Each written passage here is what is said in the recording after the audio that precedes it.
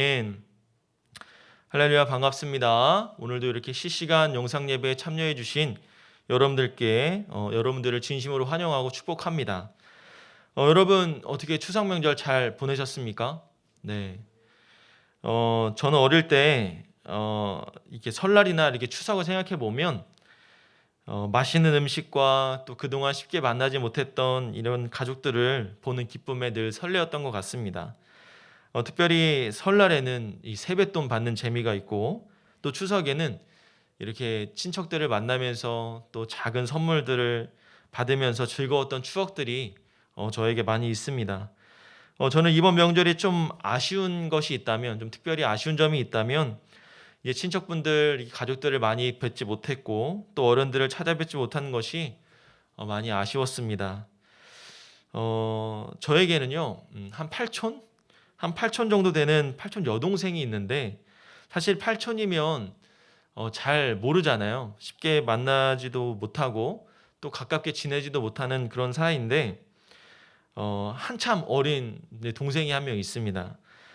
제가 이 친구를 한동안 그냥 이름만 알고 그런 애가 있구나라고 생각하고 지내오다가 제가 이제 대학원에 입학을 했을 때 저희 총신대학교에 이제 갓 신입생 학부생으로 이렇게 입학하면서 우연히 이 ATM기 앞에서 만난 거예요.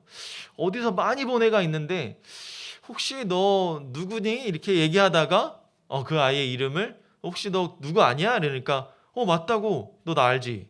이런 식으로 우연치 않게 이게 알게 됐어요. 알고 봤더니 그때 이렇게 촌수를 따져보니까 그제서야 8촌 정도 되는 걸 알았는데, 이 친구가 갑자기 이렇게 뭐 오랜만에 또 연락이 온 거예요. 이제 저한테는 이제 뭐 8촌 정도니까 뭐 8촌 오빠 뭐 이렇게 부를 수는 없잖아요. 뭐 3촌 이렇게 부를 수도 없고, 그래서 그냥 편하게 나는 대학원생, 너는 학부생, 그러니까 나는 오빠와 여동생, 뭐 이렇게 이름을 호칭을 부르기로 했습니다. 그래서 얘가 저보다 나이는 한참 어린데 오빠 오빠 하면서 잘 따라다녀요.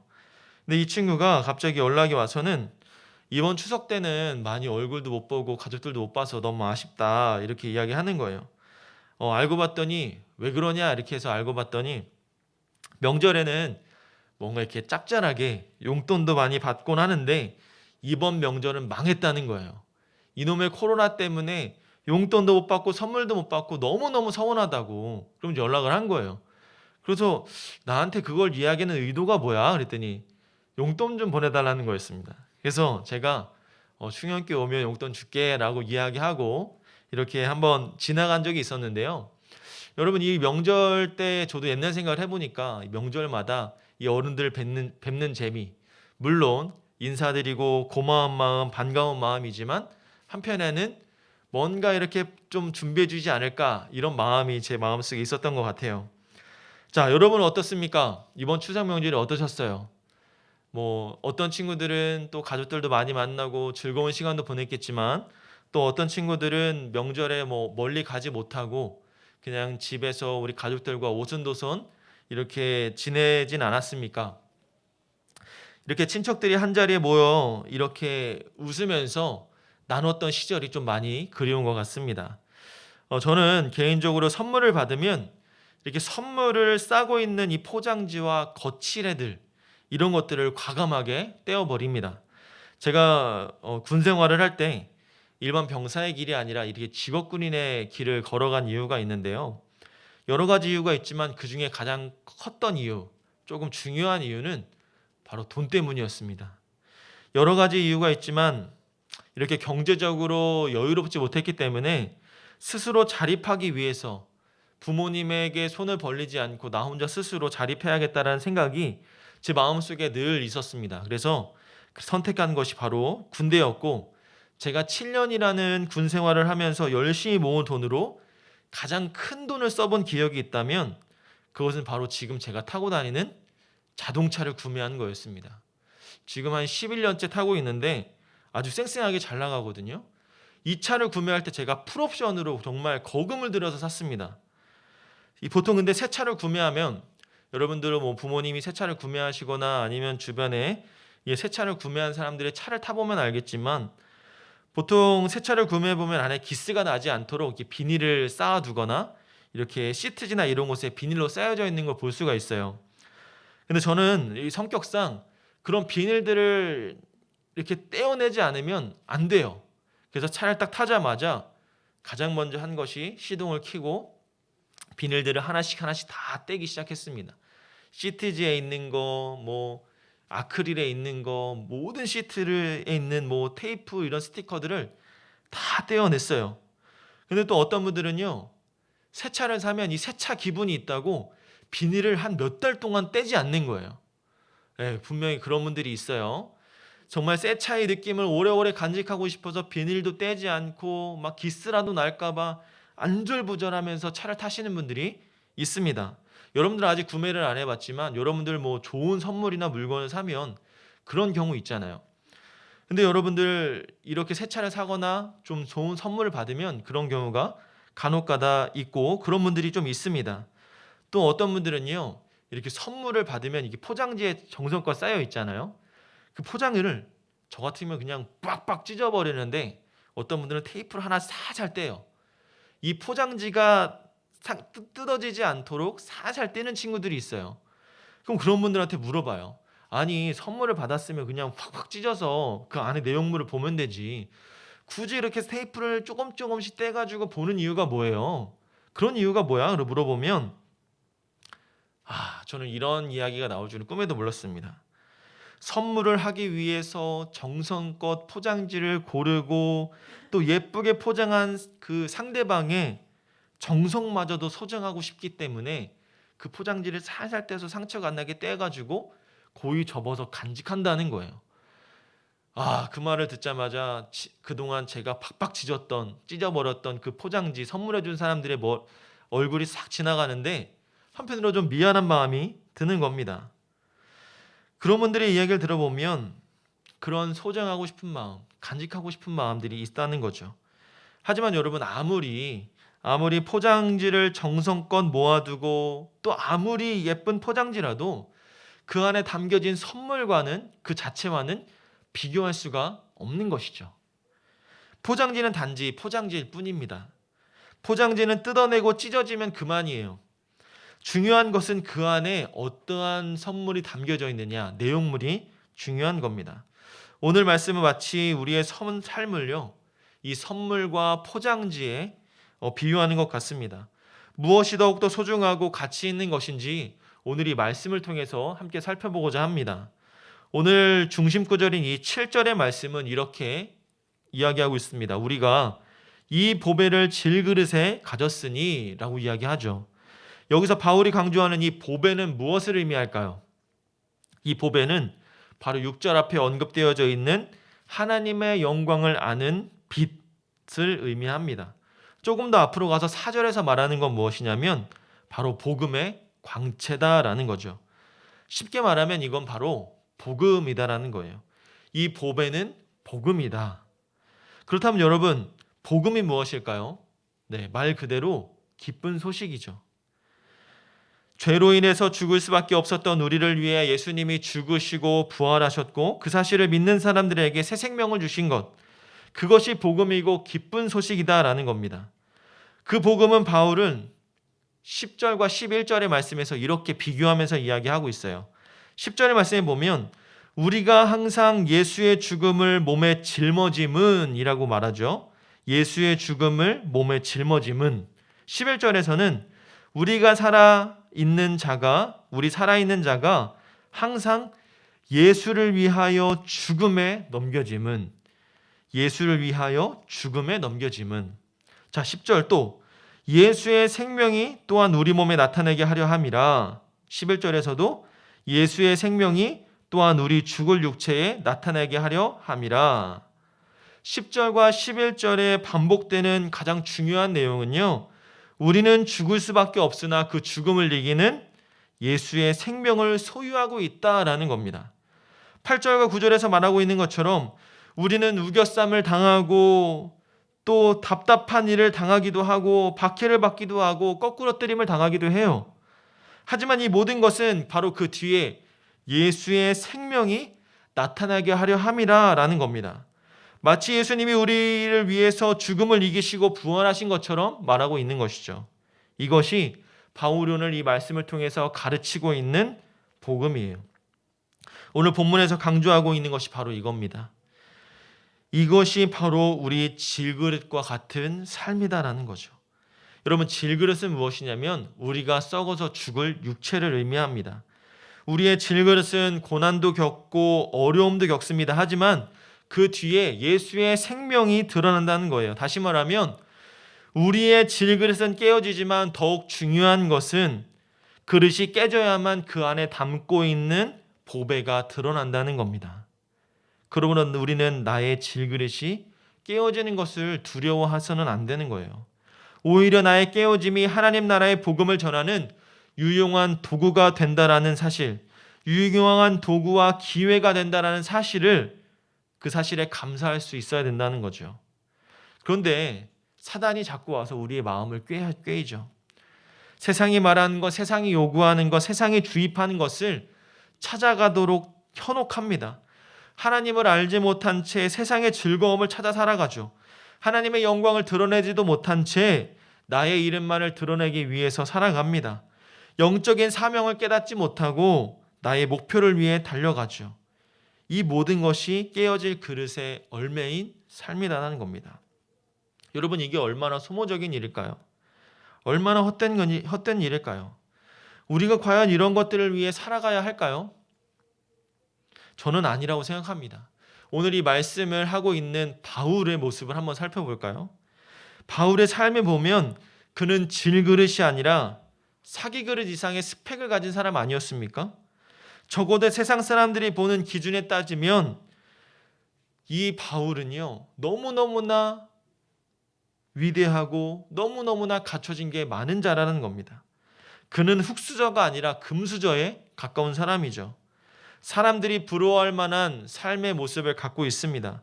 하지만 그는 남들이 자랑하는 조건을 가지고 있음에도 불구하고 그것을 뭐라고 표현해요? 오히려 배설물이다라고 표현하고 있습니다.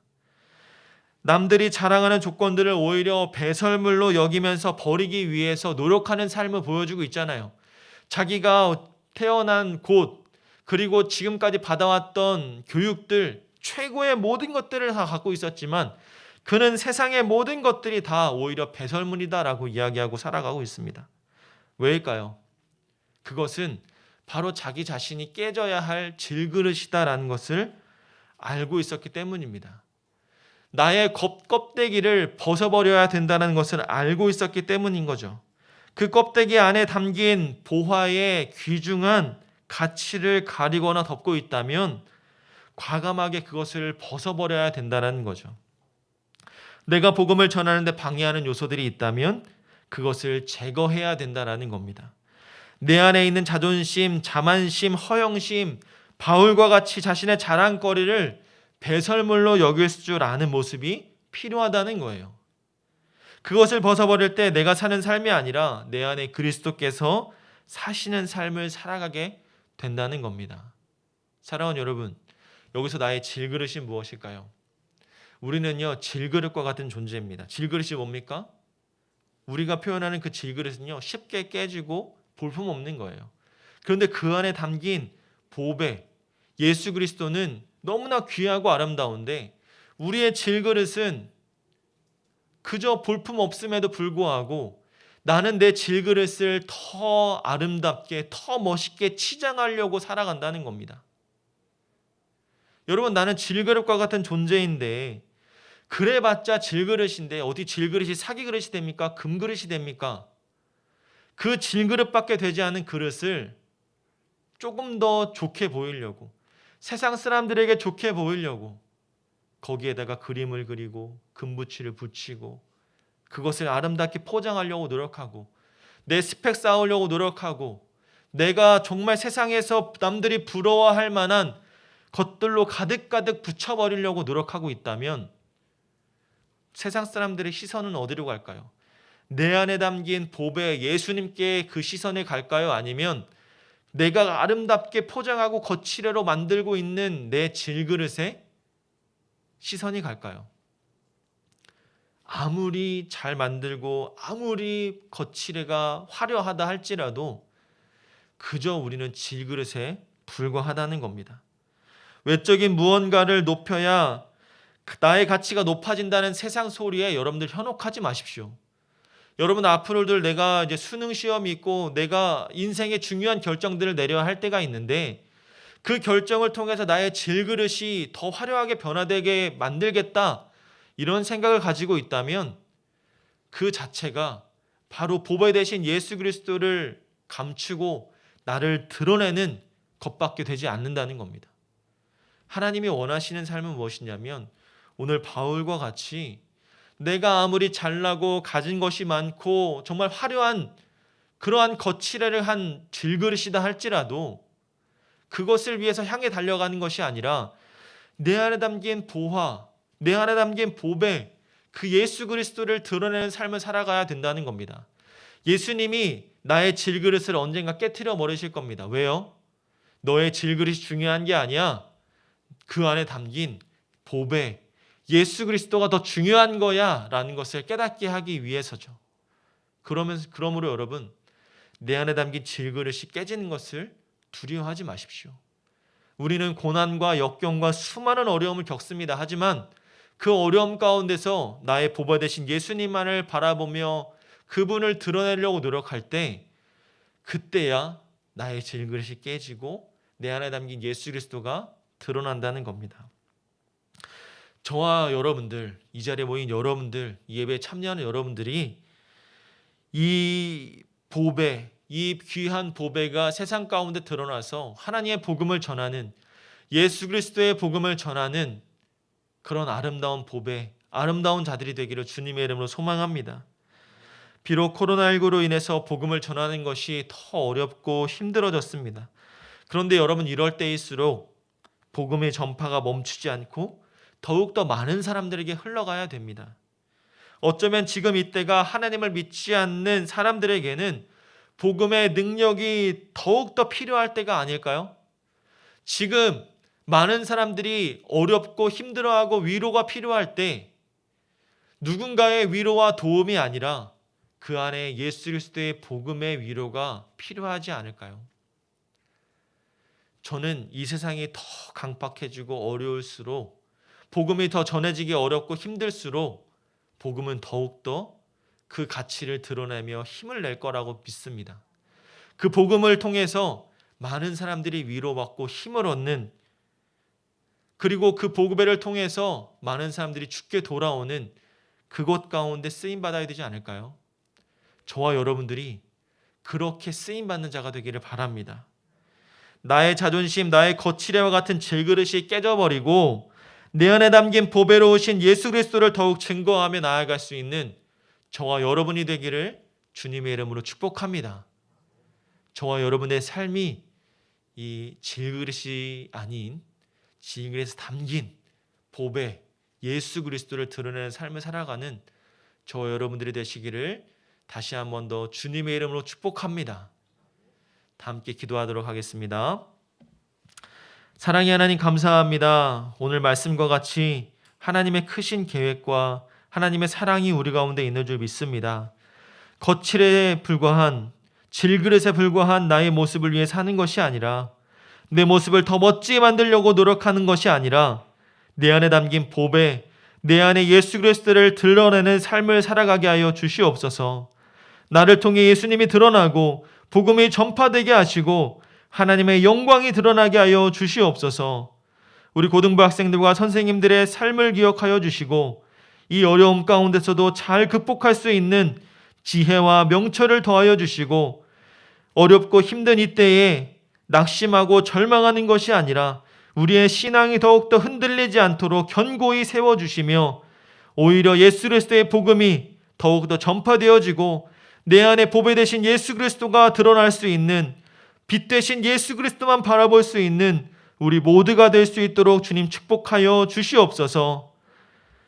이제는 우리 주 예수 그리스도의 은혜와 하나님의 한없는 사랑과 성령님의 감화감동 교통하심이 나의 질그릇에 담긴 보배 되시는 예수 그리스도를 드러내고 높이기를 소망하는 사랑하는 주의 자녀들의 머리 위에 이제로부터 영원토록 함께 있을지어다. 아멘.